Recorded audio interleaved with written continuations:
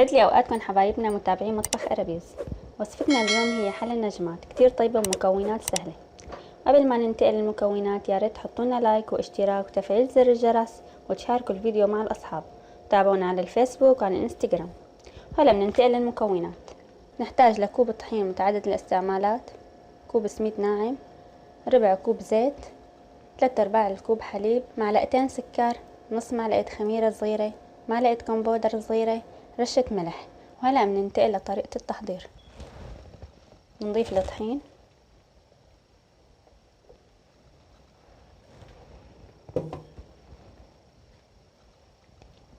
السميد،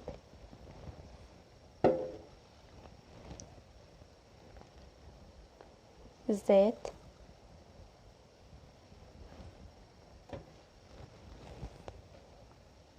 السكر والخميرة، الكمبودر والملح. نحرك المكونات كتير منيح حتى تصير عندي بهالشكل هاد. اخر شي بنضيف الحليب.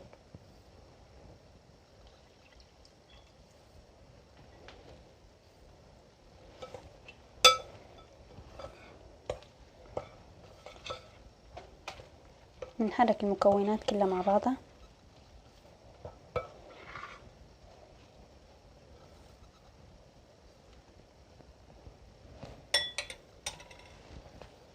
بنبلش نلم العجينة.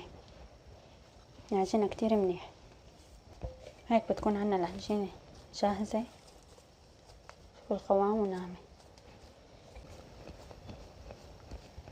هلا بنغلفها بكيس وبنريحها لمدة نص ساعة. بهالوقت نكون حضرنا القطر او الشيرة. خلينا ننتقل لمكونات القطر. معلقتين عصير ليمون، كوب مي، كوبين سكر، معلقة كبيرة ماء الزهر، معلقة صغيرة ماء الورد. بنضيف المي،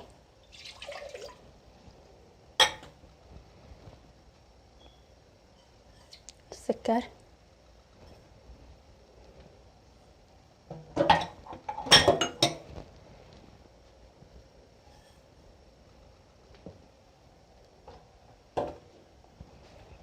نحطهم على الغاز.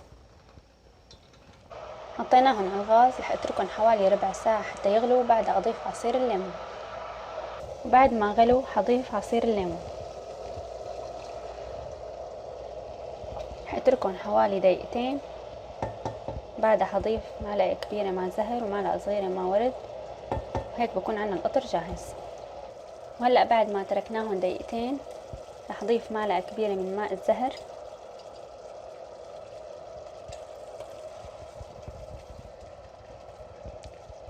معلقة صغيرة من ماء الورد.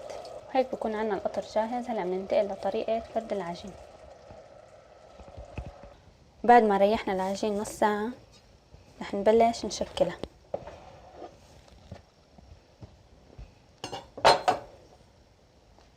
بنرش شوية طحين،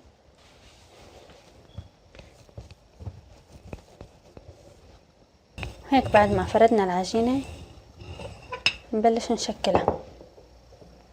نجيب اي كاس عنا نشكلها بهذا الشكل.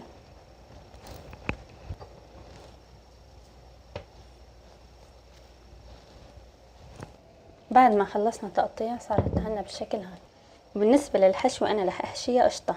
فيكن انتو تحشوها قشطة، جبنة كيري، جوز، فستق حلبي، حسب الرغبة. خلينا نبلش. ناخد قرص،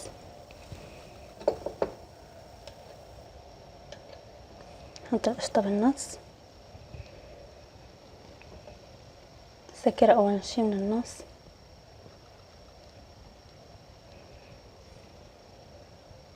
بعدها من على الاطراف.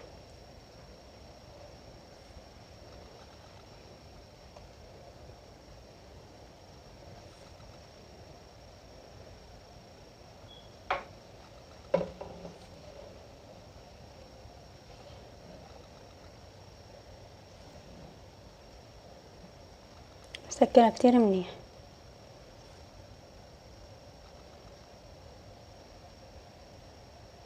بالشكل هذا.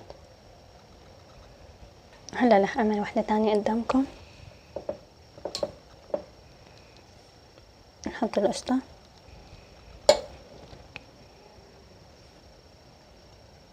سكرها من النص،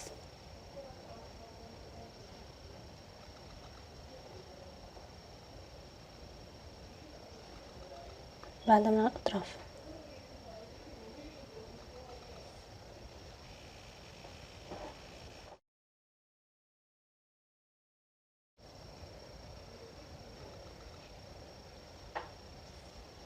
سكرها كتير منيح.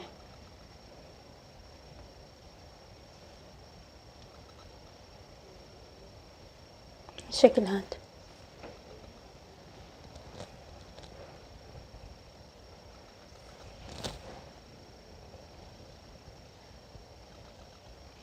رح كمل باقي الكمية وارجع لكم. كتير طلع شكلهم حلو. خلينا ننتقل لمرحلة القلي. انا حميت الزيت لحط الحرارة على الوسط. هاد كمية قليلة ليتغير لونها على الزهر. رح ايمن من الزيت احطهم مصفاية وبعدها على القطر. هالشكل هاد. هلا حبايبي بنحط الكمية اللي قليناها اول شي بالقطر.